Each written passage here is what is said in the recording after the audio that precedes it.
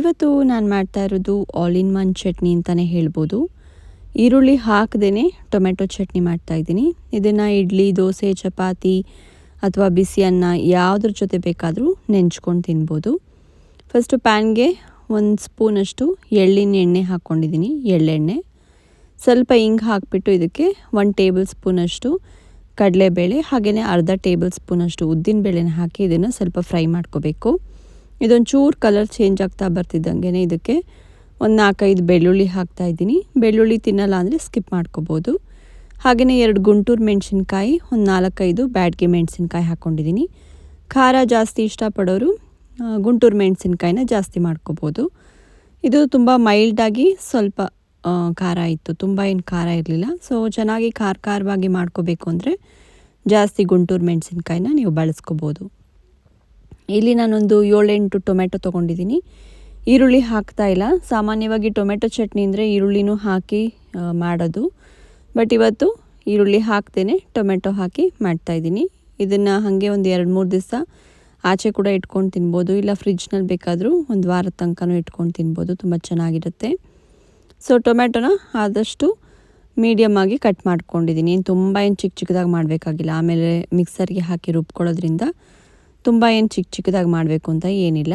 So ಪ್ಯಾನ್ಗೆ ಮತ್ತೆ ಇನ್ನೊಂದು ಸ್ಪೂನಷ್ಟು ಎಳ್ಳಿನ ಎಣ್ಣೆ ಹಾಕ್ಬಿಟ್ಟು ಈ ಒಂದು ಕಟ್ ಮಾಡ್ಕೊಂಡಿರೋ ಟೊಮೆಟೊ ಹಾಕಿ ಒಂದು ಚೂರು ಫ್ರೈ ಮಾಡ್ಕೊತಾ ಇದ್ದೀನಿ. ಇದನ್ನು ನೀವು ಯಾವ ಎಣ್ಣೆಯಲ್ಲಿ ಬೇಕಾದರೂ ಮಾಡ್ಕೋಬೋದು. ನಾನು ಎಳ್ಳೆಣ್ಣೆ ಬಳಸಿದ್ದೀನಿ, ತುಂಬ ಟೇಸ್ಟಿಯಾಗಿರುತ್ತೆ ಈ ಒಂದು ಚಟ್ನಿ ಅಂತ ಹೇಳಿ. ಸೊ ಇವಾಗ ಒಂದು ಸ್ವಲ್ಪ ಫ್ರೈ ಮಾಡಿದ್ಮೇಲೆ ಇದಕ್ಕೆ ಒಂದು ಕೈ ಹಿಡಿಯಷ್ಟು ಕರಿಬೇವಿನ ಸೊಪ್ಪು ಹಾಗೆಯೇ ಮತ್ತು ಇನ್ನೊಂದು 2-3 ಬೆಳ್ಳುಳ್ಳಿ ಹಾಕ್ಕೊಂಡಿದ್ದೀನಿ.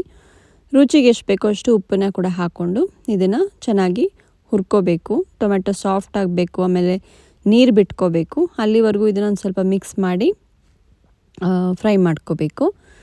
ಟೊಮೆಟೊ ಸಾಫ್ಟ್ ಆದಮೇಲೆ ಆಮೇಲೆ ಇದನ್ನು ಒಂಚೂರು ಮುಚ್ಚಿಬಿಟ್ಟು ಮತ್ತೆ ಒಂದು 5 ನಿಮಿಷ ಬಿಡಬೇಕು. ಇದಕ್ಕೆ ಒಂದು ನಿಂಬೆಹಣ್ಣಿನ ಗಾತ್ರದಷ್ಟು ಹುಣಸೆಹಣ್ಣು ಹಾಕ್ಕೊಂಡಿದ್ದೀನಿ. ಹುಳಿ ನೋಡಿಕೊಂಡು ಹಾಕ್ಕೊಳ್ಳಿ. ಟೊಮೆಟೊನೇ ತುಂಬ ಹುಳಿ ಇದ್ದರೆ ಆವಾಗ ಹುಣಸೆಹಣ್ಣು ಜಾಸ್ತಿ ಹಾಕ್ಕೋಬೇಡಿ, ಇಲ್ಲಾಂದರೆ ಹಾಕ್ಕೋಬೋದು. ಎಲ್ಲ ಚೆನ್ನಾಗಿ ಮಿಕ್ಸ್ ಮಾಡ್ಕೊಂಡು ನೀರು ಬಿಡ್ತಾ ಬರೋವಾಗ ಇದನ್ನು ಪ್ಲೇಟ್ ಮುಚ್ಚಿಬಿಟ್ಟು ಒಂದು 5 ನಿಮಿಷ ಹಾಗೆ ಬೇಯಿಸ್ಕೋಬೇಕು. ಟೊಮೆಟೊ ಸಾಫ್ಟ್ ಆಗಬೇಕು. ಉಪ್ಪೆಲ್ಲ ಹಾಕಿರೋದ್ರಿಂದ ಬೇಗ ಬೇಯುತ್ತೆ. ಸೊ ಇವಾಗ ಚೆನ್ನಾಗಿ ಒಂದು ಸಲ ಮಿಕ್ಸ್ ಮಾಡಿ ಒಂದು 5 ಮಿನಿಟ್ಸ್ ಆಗಿದೆ. ಎಲ್ಲ ಟೊಮೆಟೊ ಎಲ್ಲ ಸಾಫ್ಟಾಗಿ ಚೆನ್ನಾಗಿ ಬೆಂದಿದೆ. ಇದಕ್ಕೆ 1 ಸ್ಪೂನಷ್ಟು ಜೀರಿಗೆ ಹಾಕ್ತಾಯಿದ್ದೀನಿ. ನಾನು ಫಸ್ಟ್ ಎಣ್ಣೆಗೆ ಏನು ಹಾಕಿಲ್ಲ, ಕೊನೆಯಲ್ಲಿ ಹಾಕ್ತಾಯಿದ್ದೀನಿ, ಇಲ್ಲಾಂದರೆ ಮುಂಚೆನೇ ಹಾಕಿಬಿಟ್ರೆ ಕಹಿ ಬಂದರೆ ಅಂತ. ಆಮೇಲೆ 1 ಸ್ಪೂನಷ್ಟು ಬೆಲ್ಲ ಕೂಡ ಹಾಕ್ಕೊಂಡಿದ್ದೀನಿ. ನಿಮಗೆ ಖಾರವಾಗಿ ಬೇಕು ಅಂದರೆ ಈ ಟೈಮ್ನಲ್ಲಿ ಒಂದು ಅರ್ಧ ಸ್ಪೂನಷ್ಟು ಖಾರದ ಪುಡಿ ಕೂಡ ಹಾಕ್ಕೋಬೋದು. ಹಾಕಿ ಎಲ್ಲ ಚೆನ್ನಾಗಿ ಮಿಕ್ಸ್ ಮಾಡಿ ಗ್ಯಾಸನ್ನು ಆಫ್ ಮಾಡಿ ಇದನ್ನು ಆರಕ್ಕೆ ಇಟ್ಬಿಟ್ಟು ಇದು ಆರಿದ್ಮೇಲೆ ಇದನ್ನು ಮಿಕ್ಸರ್ ಜಾರ್ಗೆ ಹಾಕೋತಾ ಇದ್ದೀನಿ. ತುಂಬ ಈಸಿ ಮಾಡೋದು, ಏನು ಕಷ್ಟ ಇಲ್ಲ, ಬೇಗ ಆಗುತ್ತೆ. ಆ್ಯಂಡ್ ಇಟ್ಕೊಂಡು ಎಷ್ಟು ದಿವಸ ಬೇಕಾದರೂ ನೀವು ತಿನ್ಬೋದು. ಫ್ರಿಜ್ನಲ್ಲಿ ಇಟ್ಕೊಂಡ್ಬಿಟ್ರೆ ಏರ್ ಟೈಟ್ ಬಾಕ್ಸಲ್ಲಿ ಹಾಕಿ ಚೆನ್ನಾಗಿರುತ್ತೆ. ಆ್ಯಂಡ್ ಬ್ಯಾಚುಲರ್ಸ್ ಯಾರ್ಯಾರು ಇರ್ತಿರೋ ನೀವು ಕೂಡ ಇದನ್ನ ಮಾಡ್ಕೊಂಡು ತಿನ್ಬೋದು. ಬಿಸಿ ಅನ್ನದ ಜೊತೆ ಅಥವಾ ಇಡ್ಲಿ, ದೋಸೆ ಯಾವುದ್ರ ಜೊತೆ ಬೇಕಾದರೂ ನೀವು ನೆಂಚ್ಕೊಂಡು ತಿನ್ಬೋದು. ಹಾಗೆಯೇ ಹುರಿದಿಟ್ಕೊಂಡಿರೋ ಬೇಳೆನೂ ಕೂಡ ಇದಕ್ಕೆ ಹಾಕಿಬಿಟ್ಟು ತರ್ತರಿಯಾಗಿ ಇದನ್ನು ಪೇಸ್ಟ್ ಮಾಡ್ಕೋಬೇಕು, ರುಬ್ಕೋಬೇಕು. ಇದಕ್ಕಿನ್ನೇನು ಎಕ್ಸ್ಟ್ರಾ ನೀರೆಲ್ಲ ಹಾಕೋದು ಬೇಡ, ನೀರು ಹಾಕದೇ ಇದನ್ನು ರುಬ್ಕೋಬೇಕು.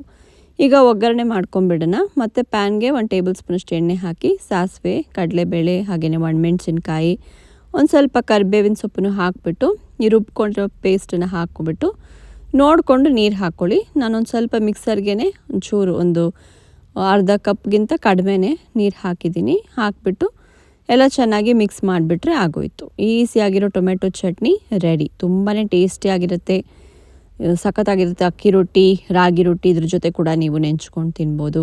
ಬಿಸಿ ಬಿಸಿ ಅನ್ನಕ್ಕೆ ತುಪ್ಪ ಹಾಕಿ ಕಲಿಸ್ಕೊಂಡು ತಿಂದರೂ ಕೂಡ ತುಂಬ ಚೆನ್ನಾಗಿರುತ್ತೆ. ಸೊ ನೀವು ಒಂದ್ಸಲ ಈ ಥರ ಈರುಳ್ಳಿ ಹಾಕದೇ ಹೋಟೆಲ್ ಸ್ಟೈಲಲ್ಲಿ ಟೊಮೆಟೊ ಚಟ್ನಿನ ಟ್ರೈ ಮಾಡಿ ಕಮೆಂಟ್ಸ್ನಲ್ಲಿ ಹೇಳಿ ಹೇಗೆ ಬಂತು ಅಂತ.